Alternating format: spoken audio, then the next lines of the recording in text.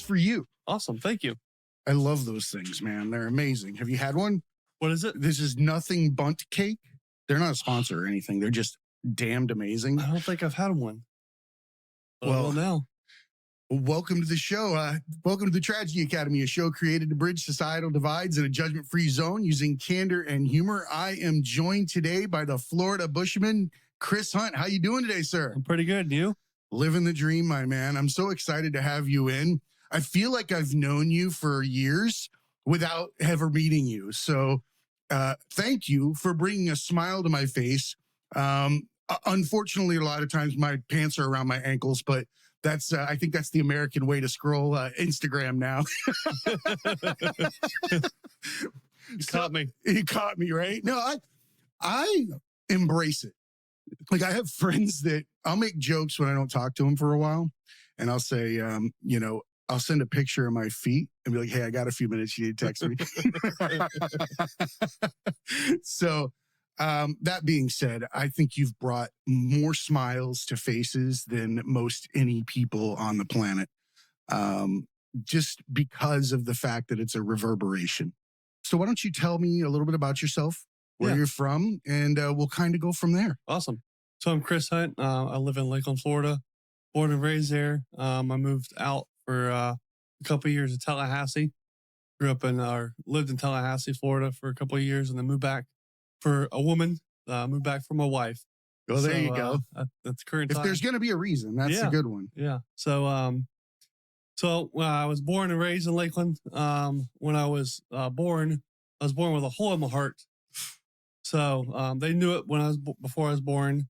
They were gonna wait till later in life to fix the hole, but it got so bad that 11 months old, they decided to go in and fix it. So they they put a patch on it. As a kid, I just thought they put a Band-Aid on it. Right. Kind of like that old kit for your bicycle tire that had like the glue and the rubber piece you put over it. Just put Fix-A-Flat in it. Oh, no, don't put Fix-A-Flat in the heart. No. I've seen that's the worst thing you can do to a tire, I hear. Like it turns it into like a concrete one-sided wheel. So then later on, they were going to put a pacemaker in. I think like 3 weeks after the open heart surgery, fixing the hole, they put a pacemaker in. So my whole life I've had a pacemaker.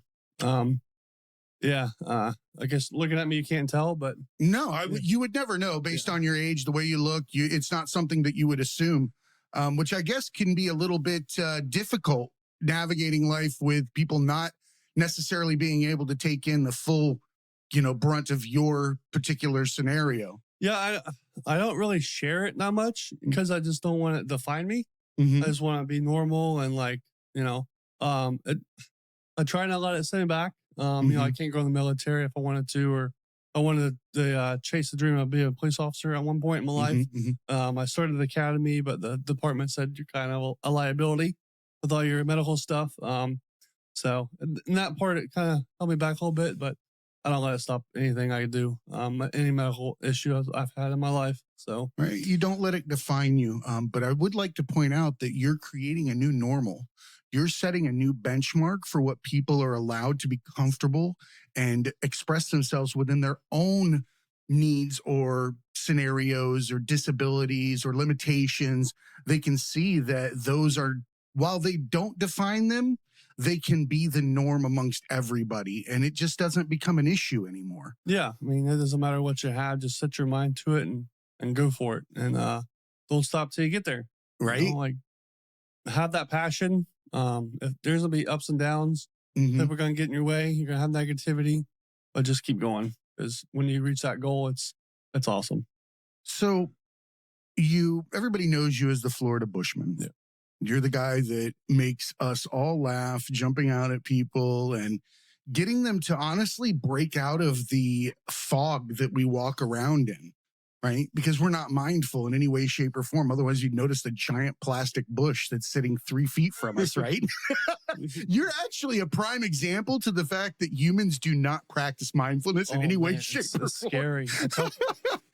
Go ahead. I tell people that, I'll scare a family, and 2 steps back, I'll scare another family. And I focus on people on their phones just to make an example. We're so glued to it. It's scary that people don't advise their surroundings. Yeah, they're really not aware of their surroundings in any way, shape, or form. But I think that that's the human experience at this moment. I believe that we're living in a future or past anxiety state, depression state, where we're thinking about scenarios that either don't exist anymore or will not exist or will exist in the future, which are neither rooted in the now, right? And you're pointing that out and giving them actually, it's like a, you ever heard of people that put rubber bands around their wrist to remind them not to do something and they snap it, Pop it. right? You're kind of like giving them a rubber band snap, right? Their lifetime. Like, Back to reality. yeah. Well, hey, there's something right in front of you. So, Yeah. what made you choose this route to express laughter and humor and your passions? So before I had kids, me and my wife just sat down every night when we came home from work and watched YouTube. And I Mhm. saw this guy in Vegas, Ryan Lewis Films, and he was out there in Vegas scaring people. And I'm like, man, that looks fun. So I bought I just wrote a ghillie suit off Amazon. Mhm. I mean, you can buy them off Amazon. Now I put leaves on it and stuff, but at that point, it was just the strings, and I just stood It's out. cool looking back at the progression of how Yeah. you've created your entire suit. It is, yeah. So I bought a ghillie suit offline, and it sat in the closet 3 or 4 weeks before I pulled it out and used it. And I scared my wife. I put it on and hid on the carport for a while, and sat there. And when she pulled up from work, I jumped out and scared her, and man, I was That was it. instantly hooked. So You got a dopamine rush out of the laugh, the it's, whole thing. Like 20 minutes later, I ran down to my mother-in-law's house and scared her. Oh, So- you became a kid Yeah. Oh, I mean, it's instantly. yeah. You put that mask on, you just become a kid again. The mask. Yep. Makes me very curious because the show has the masks very prominent.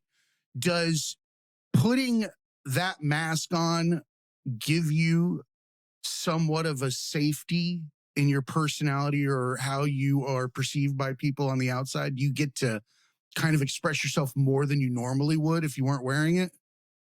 At first, it did, but now I grew into it. I've been doing it 8 or 9 years. It just my wife is like, "All right, you gotta stop being Yeah. the Bushman. You gotta become Chris again. Like take the child out of it." But yeah, it's to me now it's hard to separate it. But yeah, at first, Well, why should you? yeah, At the end of the day, you don't get to where you are without you authentically pursuing this. Yeah. Right. And the moment that you don't enjoy it and you widgetize it and you start creating it for others, it's no longer going to be authentic. Yeah. Right. And that's one of the things that people love about these videos is because the reactions in them are always authentic. We spend our time scrolling through social media and we only stop periodically because 99% of what we're scrolling through was created to stop you. Right. Yep. And if it's created to stop you, it's not authentic. right. But if it's just a candid look into somebody's moment where they have a natural reaction, you're going to stop every time. Yeah. This is real. I want to see this. And man, do these people lose their minds.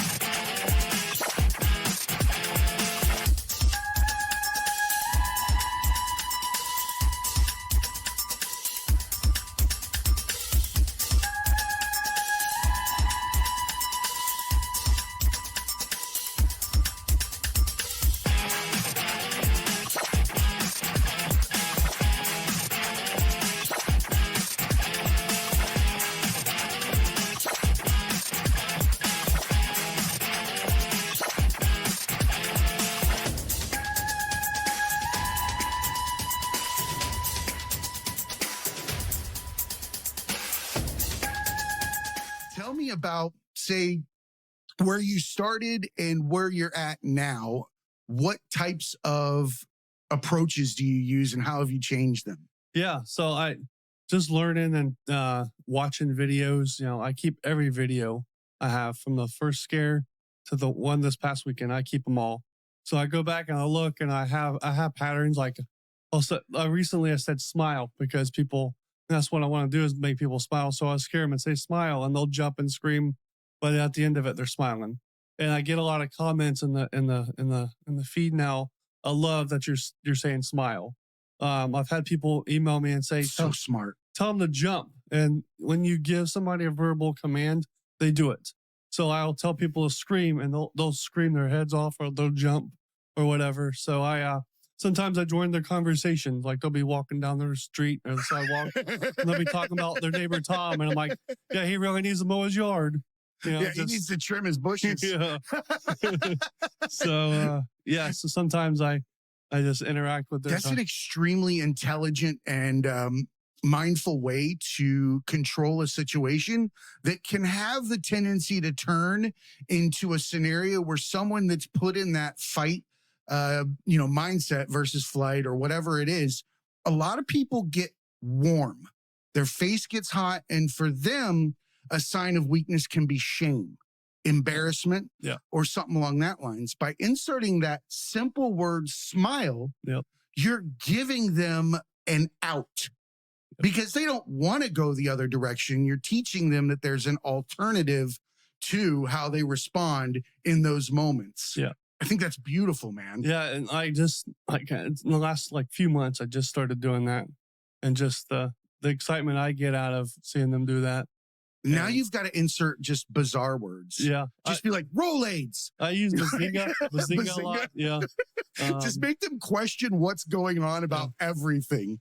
I love that kind of stuff, though. I like outside bizarre humor that people have to think about for a minute. And even if it's stupid and didn't make sense, it still makes them contemplate. Going back to going back to the beginning. So forever, I sneezed, and I say it's the allergies because I'm a Bush. Oh, man, that's so corny. I love it. And I'll talk to my mic because I have a mic on. And I'm like, all right, anybody feeling their allergies, so I can talk to the viewer on the camera to bring him into the video. So I'm like, all right, I'm feeling my allergies again. And I'll count 3, 2, 1, and then I'll sneeze, and people just scream and lose their minds. Oh, my God, dude.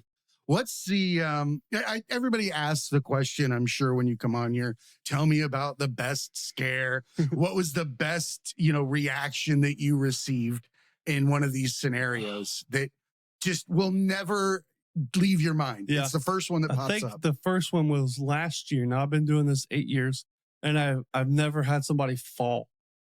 And last year I was in Clearwater, Florida, just right in front of Ron John, and I scared this girl.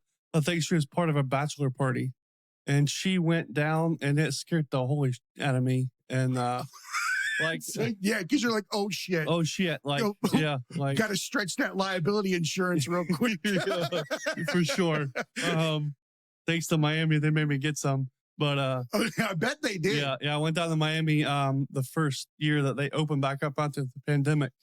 I have the irony that the guy with the heart condition is jumping out and yelling at people. People like, funny. Oh, what are you gonna do when somebody has a heart attack? You're gonna be like, bro, I'm trying to get you guys back at my level. So nah.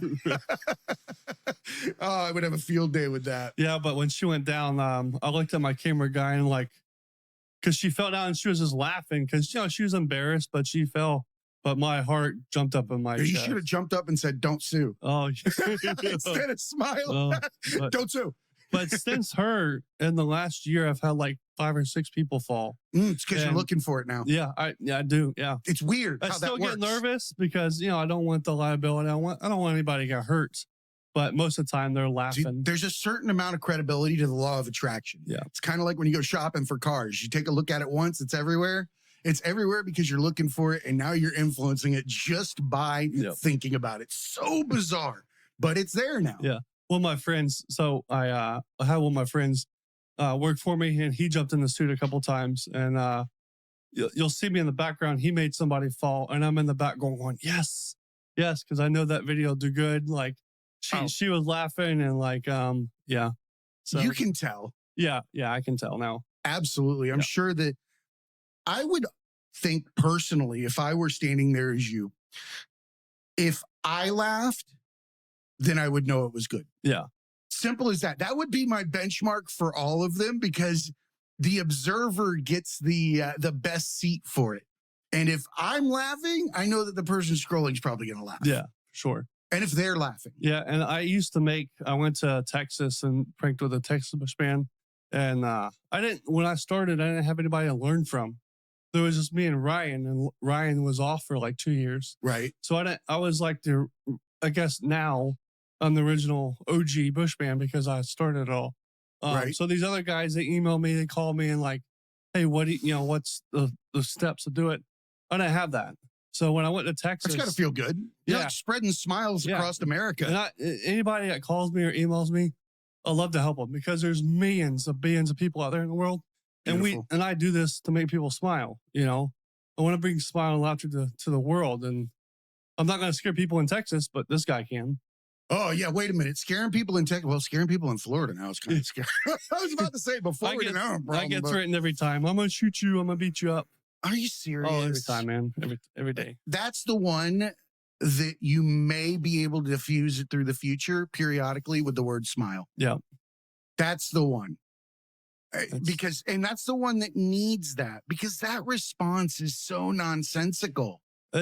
I have a shotgun mic that I put out in the background. Oh, I thought you were going to say a shotgun. I was like, you got to protect yourself. Where are you doing this? A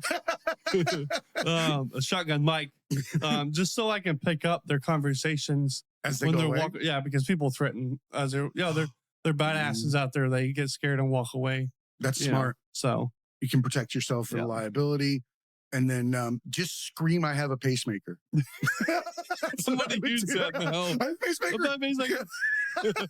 I've had a Like, stroke. you look real bad if cancer. you're the guy punching the dude with a stroke. You should just wear that underneath the ghillie suit. No, but it says I had a stroke or I have a pacemaker. Don't hit me. That's awesome. I'm going to use that now. Well, I mean, at the end of the day, you're living a life where you've had to face your mortality from the beginning. Yep. And I feel like there's two ways to live in that scenario. There's a victim chair, and that doesn't mean that you shouldn't feel empathy for the person in that position. But what else do they get? There is no trade-off. Right. Right?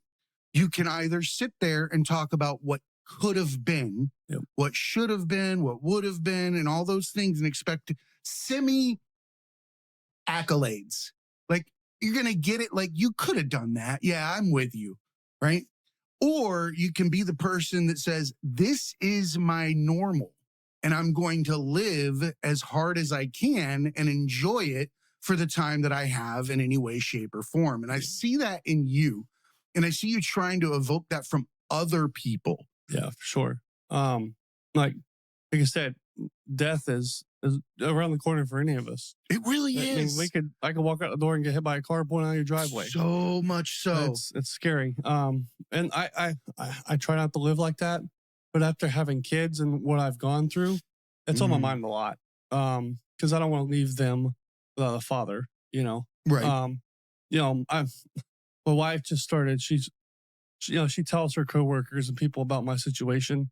And recently she's told me about a couple stories that her coworkers like, man, you have to be worried about Chris and his heart and stuff. And I guess my mom and dad hid that a lot when I was a child. I can imagine. Just so it wouldn't affect me. Because, I couldn't, we ran a mile at PE class, growing up and stuff. And I was always last because my heart couldn't keep up with You're a everybody else. pacemaker, for God's sakes. But I was out there running. That's like George Burns kind of conditions for an 8-year-old, like that nobody's thinking that when they see you. Yeah. I could see how that would make you feel different than your peers. Yeah. Right. Or limited in some way. Did you find that humor was a way for you to connect with people? Oh, for sure. Because when I was in the hospital, I didn't discuss this, but when I was 2, my mother's dad got diagnosed with leukemia. So I did 3.5 years of chemo. 3.5 years when chemo was chemo. Yeah. It like now it's like chemo light. Yeah. In comparison, people live a lot longer. And I don't know, dude, if you're out there on chemo, I apologize. It's probably the worst thing you could possibly go through. But I know that radiation and chemo back in the day was a much different animal. My mom has had cancer for like 5 years. Couldn't really take radiation because I had the pacer. So is that how that works? Yeah, I don't know. Is it like kind of like, God, I don't want to sound like a fucking cheese ball or whatever. Is it like standing by the microwave like they used to say? Like, yeah. Is it really like it's that scenario? So like the radiation will shut it off? They tell me I shouldn't go through the metal detectors at the airport and stuff. I do. My wife freaks the fuck out, but I'm like, what are you supposed to? I feel like I would take that risk just so I don't have to deal with TSA. Well, they still, I mean, it still pops up on the screen. You have an implant in your chest. Oh my God, dude. So they're like, we can go behind, the doors and like screening. I'm like, no, let's get everybody on this damn plane. Worst place to hide your drugs. Worst place to put your heroin. Right in the heart, right in the center of the chest. Come find this. So right now I actually have two because I have one in my chest and I have so much scar tissue over the surgeries I've had. I've had 5 of my heart surgeries. So going through scar tissue is like cutting through a Kevlar. Oh, wow. So when I have open heart surgeries, it takes longer to cut through my scar tissue than do the surgery because I have so much build up. Oh, they got to be very careful too, I'm sure. Yeah. So they like, well, we're just gonna leave that pacemaker there. Oh, your heart's a badass. Like if it were, yours would be like the biker with an eye patch and be like, what up? Right? It'd be a badass heart. You wouldn't screw with your heart if it was in a lineup of other hearts. I wouldn't. Like that one's tough, grizzled. It's seen its business. Yeah. And you know what though? I feel like you've got one of the strongest hearts that ever existed. It's been through it. It's been through its time. But it's here. Yes, in a physical manner, it may have its atrophy and its condition and all those things, but we tend to forget that there are two separate entities working as one, and that is the energetic heart. Yeah. The heart that you feel when you see something joyful, or when a child is born, or when a friend does something successful, or those are two separate but in one entities. While it's pumping your blood, I believe it's probably stronger than the energetic side. I think that it has taken its strength from one side and placed it into another, because clearly you care about your fellow man in every way, shape, or form, because you could be sitting in a chair, easily sit in a chair and just be like, hey, that was cool. Yeah. But you're not doing that. No. And we need more of that kind of heart in the world. So I just want you to know, from me to you, I appreciate that. Well, thank you. That means a lot.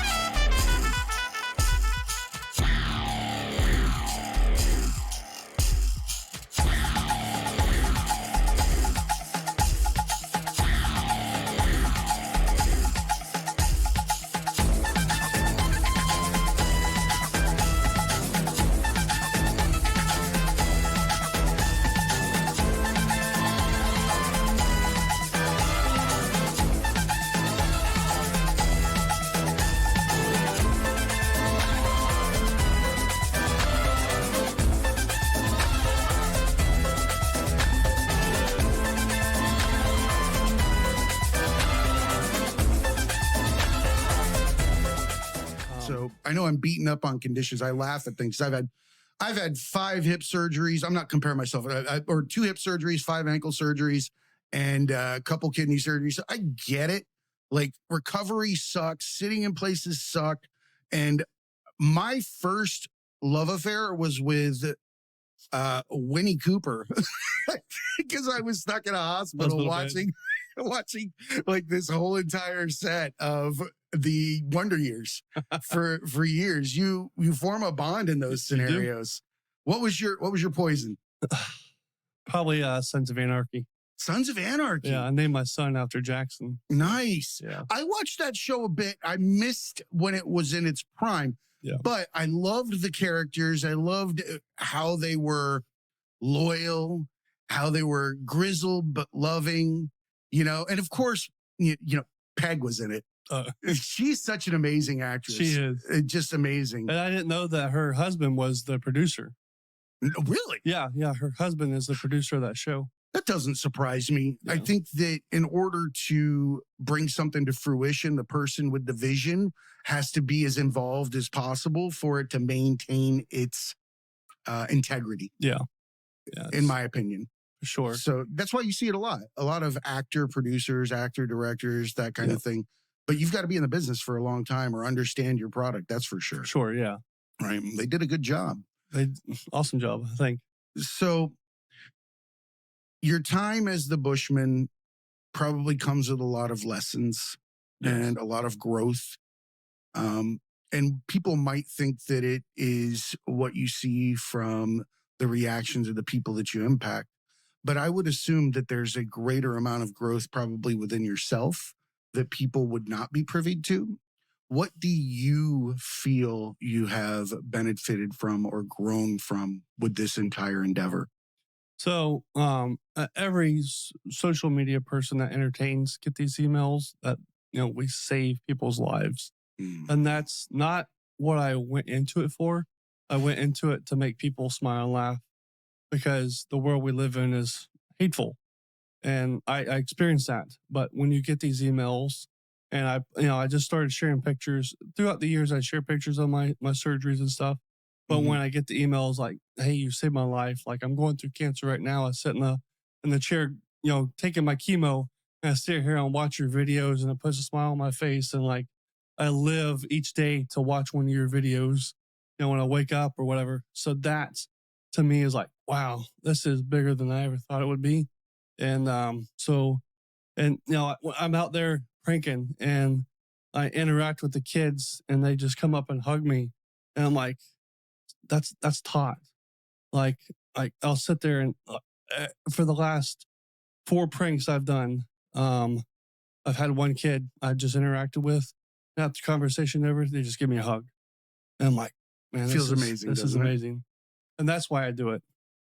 I couldn't have got a better answer Yeah. for that question. I think that we don't give people enough credit for the impact that they can have through small interactions. Just tiny. We're given the privilege of being called influencers, right?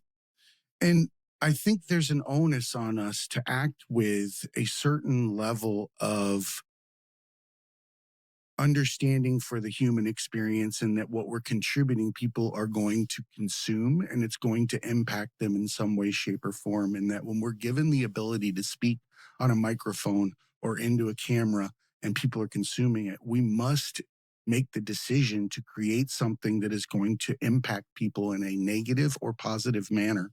And if you're using that time to create negativity, then you're not living your fullest potential. And that's really sad. Yeah. And you're sowing seeds of pain and sorrow and sadness and defeat when you could be sowing joy and passion and love and empathy and all those things. And an influencer's role is one that you should feel privileged to have, right? And that also means being in your raw form.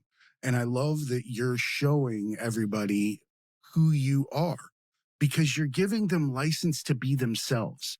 While it is a revealing process for you, right? And it can be a growth mindset where you become more and more authentic to yourself and you look less on the disabilities or capabilities that may not be there. And you're growing in front of those people. You're showing them that they don't have to succumb to their own limitations. They No. don't have to be the sum of society's judgment, Correct. because that's what we're growing to. We're growing to a mold. And implicit biases tell us that if we see somebody that has had a stroke and has hemiparesis or something along that lines, that means that they may not be able to speak properly, or the person that's had a stroke and has something with their speech, and you automatically assume that there's a mental deficit of some sort. Yep. People talk slow to people that have had a stroke. Yep. Don't talk slow to me if I had a stroke. It's just my mouth, not my brain. Right. Right. But we'll do that. We'll slow down. We'll do things. We'll judge the way someone looks. We talked about this the other day, the tooth. When somebody loses a front tooth, we have such an implicit bias ingrained in us from society, from TV, from parents, Judging that book by its cover. right. And you'll look dead into the eyes of a Harvard professor and make him homeless in seconds. And it is unbelievable that we can do that. Like, and I did it until a friend lost his tooth live time in front of me and looked at me and I saw him and I was like, why do you look dumb? Like, it was funny, but it hurt my head for a long time. I was like, I don't like that you look uneducated right now because I know you are. but something is cracking my head. And it's those little things, Yeah. that we glean and we start plugging in those societal judgments and giving people limitations without ever meeting them. Yeah. Like I could take all these disabilities, I say disabilities, my medical history I have, and Love that. I could sit and, at home in front of the TV and pity myself. But I don't decide to do that because, like I said, tomorrow can never be promised. And why am I going to sit there and pity myself if I can get out and do something positive in the world? Not just to change my life to make me feel better, but all these other people I'm changing their lives and maybe motivate them. I shot a video on pulling out of the driveway. I'm like, today's Tuesday, June 11th. Get up, do something positive in your life. Go say hi to somebody, put a smile on their face. Do something with your life today. Yeah, random act of kindness. Yeah, random act of kindness. It has a effect not just on the people that are receiving the kindness, it has an effect on you. Yep. Be greedy, selfish, and a narcissist and eat up that feeling as much as you can in life. Run out there and do shit for people because you're going to feel incredible every time. Eat that up. Yep. Like, there's no better thing than seeing someone else feel the relief that you provide them through an escape of laughter or validation. Just, walking out of Publix or walking out of Walmart, if you see an old lady loading their car with groceries, just help her. Approach her and say, "Hey, can I help you?" I mean, just don't walk Snatch up it from her. She'll mace your ass. But see, I would honestly watch that video too. This is what's wrong with me. So we're talking about all the wholesome humor in the world, but I live on a dark humor fence like all the time. Like I love dark humor. I love, because it calls out the fallacies in our understandings of society live time, but not putting somebody on the carpet. Right. Like you can watch somebody tell the joke and then you're like, shit, that's me. Everybody's laughing, but you're like, ooh. All right, I'm not going to do that anymore. This isn't acceptable. You just kind of move on. Yeah. Right. So, Florida Bushman, you have fellow Bushmen throughout the United States. Yes. Have you worked on getting your first international Bushman? So, or do you have one? Me? Going overseas and doing Or work? do you have somebody that you're working with or you've talked to? Or I've talked to, I think Nixar. I think he's in Ireland. okay, And I think he was the first Bushman on YouTube to reach 1 million subscribers. check him out. Yeah. So, Well, that's a place to do it, jumping out between pubs. yeah. Yeah. You might get punched there, though, man. Yeah. You get That's a touched here in real, yeah, Florida is kind Florida of the man. Wait a minute. Florida's the Ireland of America. You will get With a punched. decent shirt. It does, That's dude. good merch right there. I say that and I say Florida and Alabama are kissing cousins, or Florida and Ohio are kissing cousins. Or West Virginia. I don't know, West Virginia's Oh, out there man. too. But you know what? There's a lot of people that spread a lot of hate in those areas that are making it look bad for the good, decent folk. Yeah. Right. That are not those people. Unfortunately, what we fail to realize is when people scream hate, they're going to be louder than the rest of the group. It Yeah. doesn't mean they're the group. That's It correct. just means they're the ones that are screaming hate. Yeah. Right. We have to find a way to differentiate. I think that all of America should start wearing the American flag at once and watch how many take it off.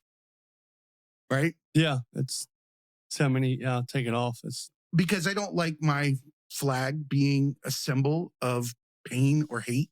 Yeah. Even though the people that are using it in that manner will never say that. And I don't talk political on the show, but we live in Florida. Yeah. And it's painful to see reminders of hate drive down the road, knowing that there could be a child in another car consuming that assuming that. and be in pain. Yeah. Or a mother or learning from it. Yeah. All the same. Like if you have to put on something every day that invokes confrontation with others, you're the problem. You're the issue. Yeah. Right? If you have a shirt with a racial epithet on it, you're not you're the problem. Right. Even though you think you're trying to, it's not hate, it's what, no, you're the problem, dude. Yeah. And we need more people to call that out. We do. Not in an ignorant manner. Yeah. Make it unacceptable. Shame them. As soon as somebody does that, everybody just walk away immediately and leave them standing there with their words. Or, I love this. When someone says some heinous crap like that, especially when you live where I live, look them in the eyes and don't respond. Just give them a moment of ponderance. Just like a kid with their hand in the cookie jar, they'll jerk off that first response, but the second one, they're going to be like, yes. They're going to do the same thing. They're going to realize that what they did was not acceptable. Conscious, and I hit them. Mm-hmm. Yep. Yeah. Or you say, why don't you go home and think about that and just walk away? Yep. Or you give them a timestamp. You're going to remember this for the rest of your life. That was not a good thing to say. Yeah, sure. People don't like that. No. And when you don't yell, somebody pointed this out the other day. When you don't yell and you talk in a low manner, low voice, people have to listen. Yep. Because they have to stop to listen. They have to stop yelling. Yeah, I learned that. I was in the Police Explorers. Love that. I got taught that. Like when you show up to a domestic and they're yelling back and forth, just talk in a normal voice because they're going to have to lower their voice to hear you. Mm-hmm. No more, damn it, Randy, I can't take it anymore. Back up, that's Terry. In Florida. Back up, Darnell. That's the angry. I do voiceover and voice acting, and that's awesome. One of my favorites. My wife thinks it's hysterical, and I'm like, damn it, Randy, I can't take it anymore. Because that's such a Florida thing to hear. You could be in Home Depot, trailer park, Walmart's. You have to add the S, here's the thing. Again, salt of the earth people are here. I'm not going to bang on my state, but you are the Florida Bushman. So we're talking about Florida. Yeah. We have another podcast that we love. We're friends with Florida Man on Florida Man. Oh yeah. What's the son there? Yep. And it's funny. I saw that you had been on there after we had invited you on. Yes. Actually, Wayne and Josh have been here in the studio. Oh, watch that episode. Yeah, we've been over in their studio. I love those dudes. They're awesome. They're truly affecting change through humor and satire.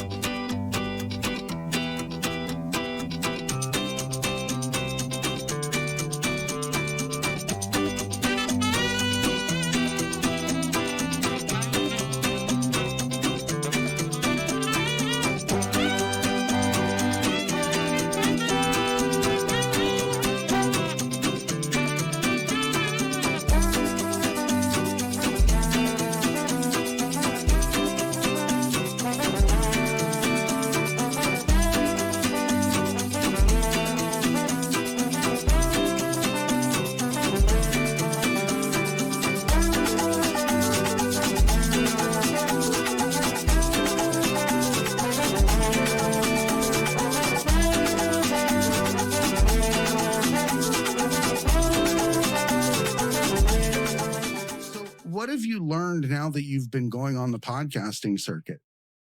You guys are all work together, and it's fun. Watching the podcast and getting in it. I think this is my fourth or fifth one. Just watching them and getting to see your stories that you get to hear. I'm thinking about creating my own just so I can invest in that, like to learn what other people's lives are. Get put a camera in their eyes and let me see it. And share it with my viewers. And I love that. Yeah. I think I'd say it on the show all the time that experiences are lenses, and that they layer over time. They create each individual prescription, and podcasting gives you the unique ability to be able to translate somebody's prescription for a listener in a very intimate manner. It's in your ear, and it's closest to you outside of your own internal voice.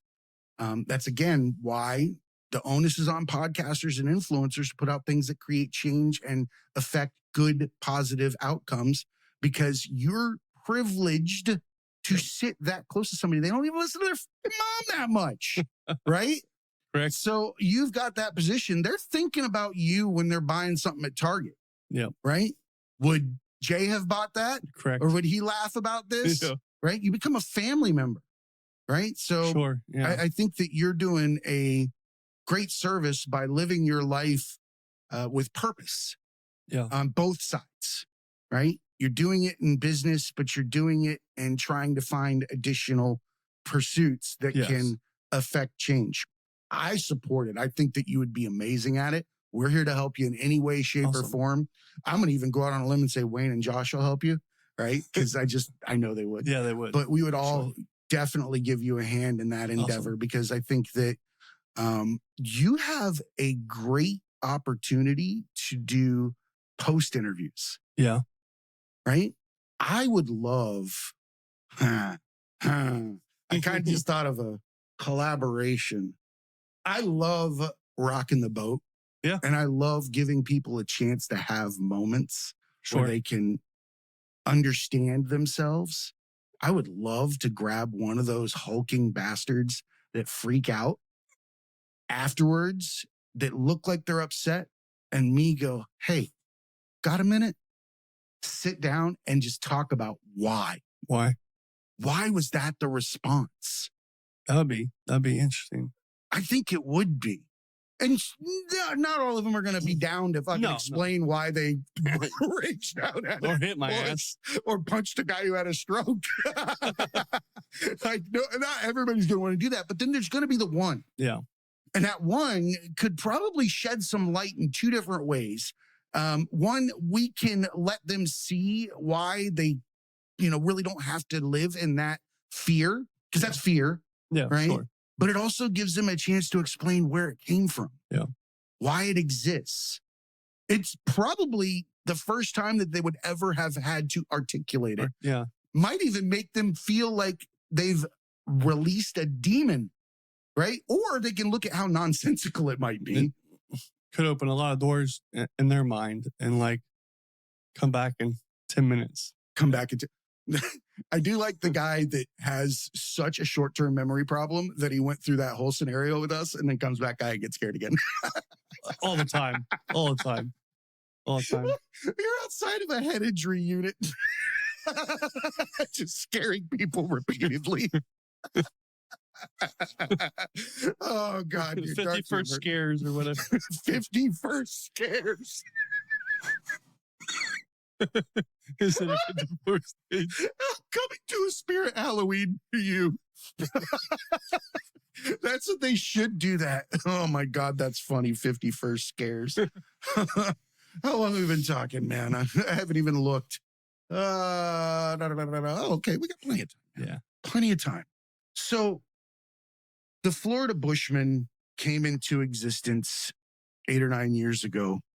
Outside of that pursuit, what do you love to spend your time doing? My kids, my family. So I'm going to go off for a second and then I'll come back to that question. Please. So when I created the channel was called Fred Special Television. So going back to my stroke, I had my stroke when I was I went to the hospital to have a, what they call a heart cath, but they stick a camera tube in there. Yep, and it goes in your thigh. Now they do it through your neck, through your arm. But this one was through my thigh, right in the crease of my pelvis. You're asleep, right? Yeah, I'm knocked out for sure. But I had a stroke during that procedure. So it was supposed to be an in and out same day. It was an outpatient procedure I was having done, but I had the stroke on the operating table. And when I came out of surgery, they were bagging me. They were breathing me. Walking down the hallway, my mom's sitting there like, what the fuck is going on here? Oh my God. So I think I kind of recovered. I remember laying in the bed and she's like, you had a seizure.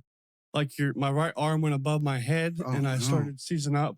And, she pressed the call button around the hallway and, hey, you need to come in here. So I don't know if I had the same, I don't know if that's when I had the stroke or somewhere in that.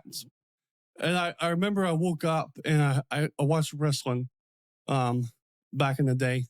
Dude, so did I. I grew up on it. She was in my way and wrestling was on. I looked around her and I remember Ric Flair and somebody else was wrestling.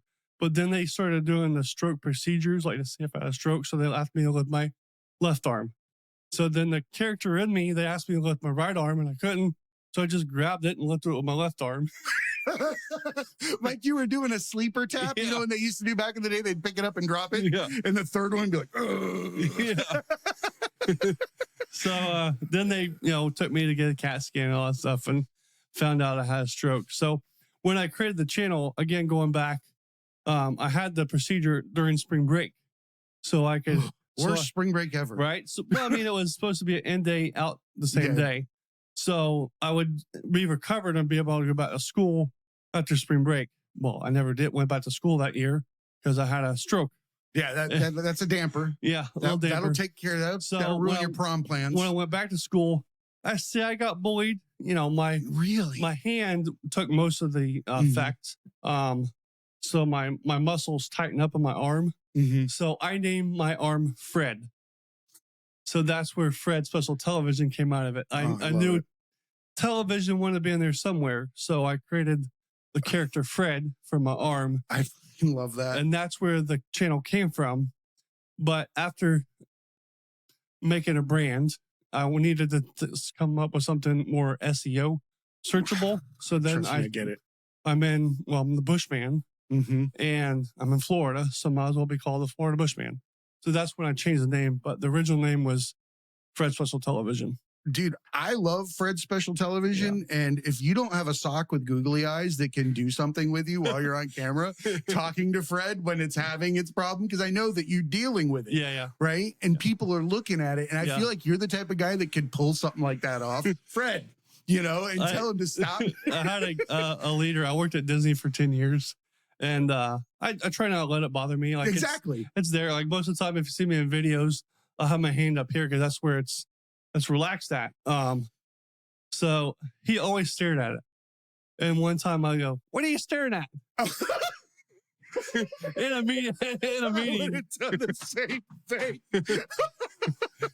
So I would have not told him and put a mustache and eyes on it. And then as he stared, I'd pull it out and let him see it. I'd be like, what are you looking at? What are you? My name's Fred. I love that, dude. Yeah. But I mean, why live any other way? So I like to point out that it's never tomorrow and it's never yesterday. We always say, we got to live for tomorrow. Tomorrow doesn't exist. Nope. It's not in the plans. It's something in your head. You think it exists. You're planning for it. But next time you're there, when you're in tomorrow, ask yourself what time it is. Yep. It's now. So I would argue that we are like a walking firework in place, and we're capable of watching ourselves or looking away from the firework, right? Yeah. We spend our whole lives standing with the fireworks at our back and walking around it and looking at what could be, what had happened, all those things. But in reality, that's what's happening. Yep, you're creating everything in a single moment. And you're doing it in a manner where other people are getting to benefit from it, right? You're watching your own firework because you were forced to look at it at an early age. Correct. Yeah. My whole life. Your whole life watching it. Yeah. But man, it's beautiful. It's just try to live every day in the moment. That's exactly what we're supposed to do, though. There's a million thousands of religions that will tell you these things, mindfulness, prayer, live in the moment, you are God, you're all these things. Dude, it's true, right? I heard or I read one time where someone said that your life is simply a walk where you meet other versions of yourself, right? Yeah. And that's one of the reasons you're supposed to treat everyone with kindness, because they're actually you, just in different forms. Because I found how much truth is in that since I started working the show, because when I listen to people like yourself tell me your experience, there are relatable things within that. Yeah. And when you listen to the human experience, not hear it, listen, it gives you the ability to relate. it gives you the ability to look through their lenses, Yep. right? And I think that you're providing people a chance to refocus on now, right? You're doing a beautiful thing with that. And I think that living facing your fireworks versus looking away from them is what you're an example of, right? Enjoying it in the moment. And people need that because, contrary to popular belief, like you said earlier, we're all one inhale from death. Yep. Like literally, I had a doctor tell me once, I did not like this, right? When I was in shape back in the day, I used to do a lot of running and ruck marching and stuff like that and try to do competitions and yada, yada, yada. And the doctor, when I came one time, he's like, you have a limited number of heartbeats, right? Why are you using them all now? I was like, don't say things like that, dude. So not cool. Like, he's like, relax. Stop trying to put yourself in that state in your living condition all the time. Save some for life. Yeah. Like, that's not wrong, right? Yeah. I feel like you're using what you have effectively, right? Man, I never thought about it like that, man. I appreciate you. I appreciate you taking the time to come here and for being somebody here in this state, affecting change and being a beacon for hope, right? I tell people when they come on here, be a lighthouse, Yep. right? A lighthouse does its job. It's authentically itself, and other people take their cues from that direction. Yeah. And it allows them to be their own lighthouse in their area of the world and affect change from their location. People don't need to be standing next to you to feel the change. Yeah. Right. And I think you recognize that by the emails that you get. We get emails too. Yeah. And there is nothing better than knowing that you helped somebody through a difficult time or gave them license to be themselves or took away some implicit bias. Those are beautiful things to know that you're doing. But I would argue that it's also something that we benefit from internally. Yeah. Like I much like when you see somebody laugh and smile, seeing somebody come to the conclusions about themselves in real time, so dope. Yeah. Right. It's a great thing. Makes you smile, makes you, feel Right. good about yourself. So if people want to collab with you, they want to find you, what kind of projects do you have coming up so that people can get prepared to come out and see the shenanigans Yeah. or, what you're working with? Yeah. So going back to your last question, you asked me what I'd do outside the bush. Family. So we're about to take a month's vacation. So I'm gonna try and use this week and edit all the videos I shot this weekend and get some content up. And we're gonna go and live life as a family. Yeah, I love that. Yeah. I absolutely love that. And you deserve it. Yep. And again, you're not abandoning work. No.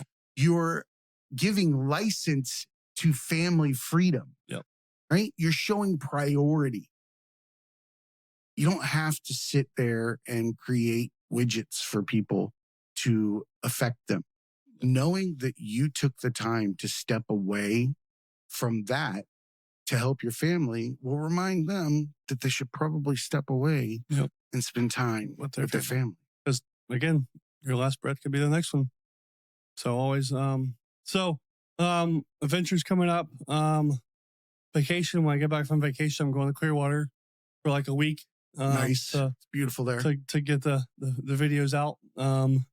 So the beaches, Clearwater is one of my favorite cities to go and do. I've had some crazy experiences there. Scared a murderer the day he killed somebody. Whoa. Yeah. Man, dude, you are like a second away from taking someone's place. Talk about castling in chess at the wrong time. Like, no. Yeah. Man, but you point out something, dude. People are always in a life. Yep.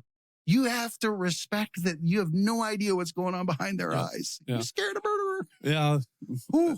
And we were pranking right in front of the store where he killed the guy at. Oh, I'm so sorry, dude. My wife said, don't share that story. Somebody lost their life. But so this was like you were pranking and he just walked into the convenience store behind you or whatever. So we were in front of Surf Style. It's Okay. a big store on Clearwater Beach, and we were there from like noon to like 6. And later on that, we scared him Mhm. walking out of the store, and like 4 hours later, he got into an altercation with somebody in that store and shot and killed the guy in the store. He was there checking it out in advance. Man, Yes. dude. You should have scared the shit out of him so he fell over with a heart problem. You got scared now. Say hi. What was it, Fred or Fred? Say hi to Fred. Yeah. Like, You could be Richard. Richard and Fred. I'm Richard and So- I'm Fred. That's your new podcast. That's the new Richard and podcast. Dick and Fred. Fun with Fred and Dick. It's awesome. Dude. So give people your website. FLBushman.com. All right. Um, Instagram, TikTok. TikTok, it's all Florida Bushman. Awesome. Bro, I genuinely appreciate you coming in. This is a lot of fun. Yeah. You're welcome back anytime. And I'm looking forward to seeing that podcast or listening to your podcast when it comes out, because I think you're going to have some really cool stuff in there. Yeah. You're put here to do special things, and you're proving that. Awesome. Effectively using your time, which I think all people should be doing. So thank you for setting that example. Well, thank you for having me. Let me share my story and inspire Don't people. stop. I'm not. It's never going to stop. All right. Remember, everybody, be cool and keep learning.